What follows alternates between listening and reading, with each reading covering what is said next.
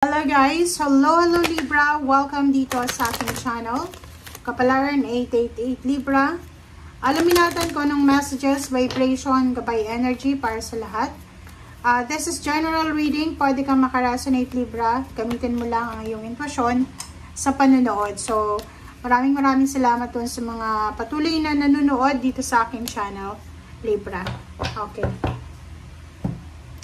Wealthy man in number 21. Family room. Okay. Comment down below if you resonated. Isang Libra, may asawa, may live-in partner, babae. Siya ay possible na hindi pa siya kasal. Live-in partner pa lang, girlfriend, boyfriend, parang ganun. Isang lalaki ang posibleng nagkaka-interest sa kanya. Ang Librang babaeng ito ay kumbaga nagkakagusto sa kanya ang lalaking to. And ino-offeran siya ng stability. Security and stability sa pamilya. So, ang ibig sabihin yan, maybe you're in a relationship, may anak ka na, or pwedeng wala pa kayong anak. And isang tao ang pwedeng pumasok sa scenario, sa buhay nyo, na siya ay mag-o-offer sa'yo ng number 4, stability. 13 kasi siya eh. It's either temptation siya. Or it's either siya yung blessing in disguise para sa buhay mo, Libra. But, ang lalaking to, sobrang yaman niya eh. Ino-offeran kayo ng bahay lupa, sasakyan, kasal. Ino-offeran ka niya ng pera and emosyon.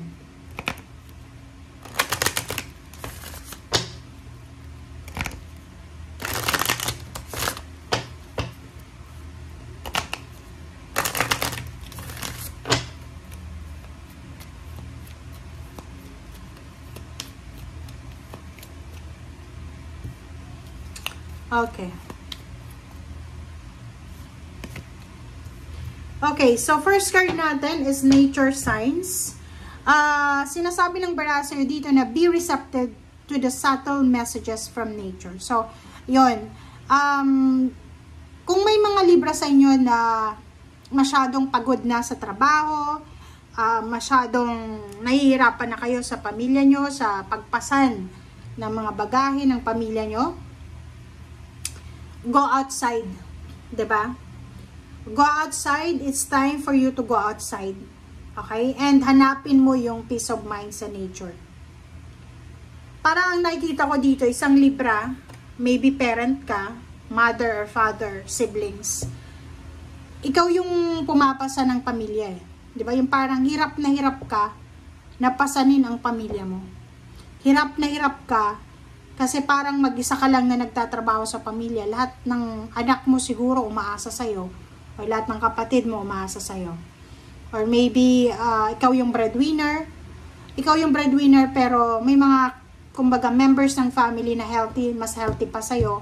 Pero medyo tamad sila or wala silang pagkukusa para tulungan ka. Parang ganon. So, sinasabi ng bara sa'yo na go outside from that situation.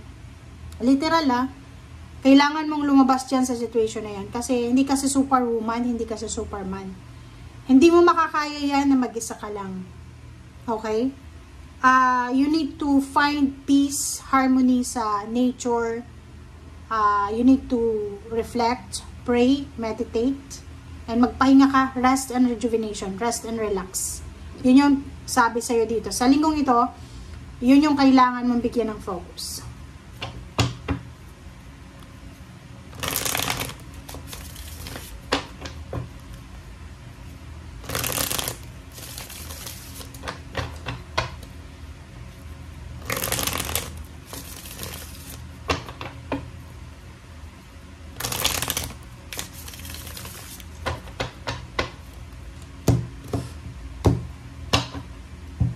Okay, Libra. Wow. Sa nakikita kong ito, sinasabi ng baraha Libra na you have the authority, you have the power to gain money, to gain authority, to gain power. Parang sinasabi ng baraha sa'yo na may pagkakataon ka, may oportunidad ka Libra para yumaman, para makaipon ng pera, para maging king of Pentacles. It's like for example, pwedeng ma-promote ka sa trabaho, tumaas yung posisyon mo sa trabaho, yumaman ka, maging strong and secured yung foundation mo. Money and emotion siya. So, sinasabi ng baraha sa'yo dito, Libra, na kaya mong kontrolin, 'di ba? Parang sa sobrang sipag mo, sa sobrang dedicated mo, kaya mong kontrolin yung financial mo and yung emotion. Oh. Sinasabi sa'yo dito ng The Chariot na to na ano man itong ginagawa mo sa ngayon, Libra, it's either you're in business, you're an employee, may progress. Kumbaga, yung mga plano mo sa buhay, kung may katulong ka, yung like for example, may katandem ka, may kapartner ka, kaduo ka, pwede mong makuha yung progress. Pero kung mag-isa ka lang na lumalaban sa buhay, hindi mo siya pwedeng pagsabay-sabayin yung financial success and emotional success. Kasi tao ka lang eh. And wala kang control. Especially kung wala ka namang, hindi ka naman yung CEO ng business, empleyado ka, wala ka talagang control para sa emotional and lalo dito sa empowerment na gusto mo eh. Malaking halagang pera siya eh. Like yung maging financially stable and free. Sinasabi diyan sa'yo, Libra, ng baraha na dapat daw, pag may kailangan ka ng tulong, humingi ka ng tulong. Hindi lang puro yes, yes, yes. Dapat marunong ka din mag-decline ng mga favor na hinihingi sa'yo. Sinasabi ng baraha sa'yo dito na sobra-sobra yung motivation mo.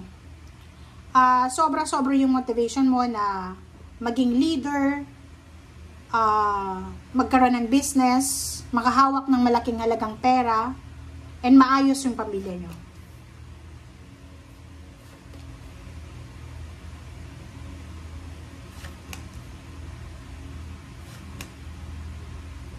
Okay. Yun lang. Diba? Oh, tingnan mo sa ilalim. Kita mo to? Sa ilalim. Kinuha ko siya sa ilalim. Eto lang. Diba parang sinasabi ng baraha, you have the eagerness, the pleasure, the desire, the urge to win. Diba? Parang gusto mong manalo sa buhay, financial and emotional. But you need someone na pwedeng sumuporta sa'yo. You need someone na pwedeng tulungan ka. Hindi mo siya makakayang mag-isa. Lahat ng nangyayari sa mundo, wala dito sa mundong yumayaman talaga ng mag-isa lang. Okay? Restrictions, pag-aaway, competition, pag-iipon ng pera, temptation, diba? So, dito sinasabi ng baraha, hindi sa ano, pero may mga unrealistic dreams and goals ka na you need to let go. Sinasabi ng baraha sa'yo dito na yung eagerness mo na makapag-ipon ng pera, maraming temptation. Sa linggong ito, hindi pa possible yung pag-iipon ng pera. Next is etong mga away, gulo. So, nakikita ko sa'yo na pwedeng sangkot ka sa mga pag-aaway, competition, backstabbing. Sinasabi ng baraha dahil sa away, dahil sa gulo, ay pwedeng nandun ka sa 8 of Swords na, di ba, yung parang hindi ka makagalaw just because marami kang kakompetensya, marami kang kaaway or ganito ganyan. Sinasabi ng baraha sa'yo dito na lumabas ka sa comfort zone mo kung talagang gusto mo ng pagbabago. Kasi nga, yun, nandito yung Empress, nandito yung Emperor. 3 and 4 siya eh, magkasunod. So, sinasabi sa'yo dyan, ng Empress na, everyday is a blessing. Everyday pwede kang makapagsimula ng kung ano man talaga ang gusto mong mangyari sa buhay mo. But, parang ano yun eh, parang ang reading mo na to is, like isang OFW siya. Tapos, nasa ibang bansa siya, syempre, nagtatrabahong mag-isa. Lahat ng sweldo niya, pinapadala niya sa Pilipinas. Yung mga pinapadala niya, buhay mayaman, buhay reyna at hari. Diba? Isa lang yung kumakayod. Pag-uwi ng Pilipinas, walang-wala siyang pera. Diba? So, dito sa baraha mo ganun din. Lumabas ka dyan sa comfort zone mo na parang, sorry sa word ha, pero parang ikaw ay ginagawang alipin ng mga taon sa paligid mo. Ikaw yung parang ginagawa nilang kanyon, bala sa kanyon. Diba? So, kung gusto mong mabuhay ng matagal sa mundo, you need to distress. Kasi ano to kahit sabihin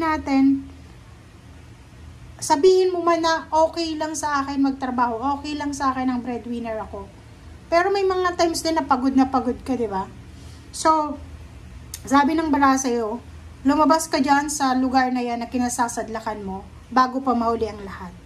Take care of yourself. 2 baraha ang nagsasabi sa'yo dito na you need to take care of yourself, your peace of mind, your heart and mind. You need to take a rest. Okay? Thank you guys for watching. Bye!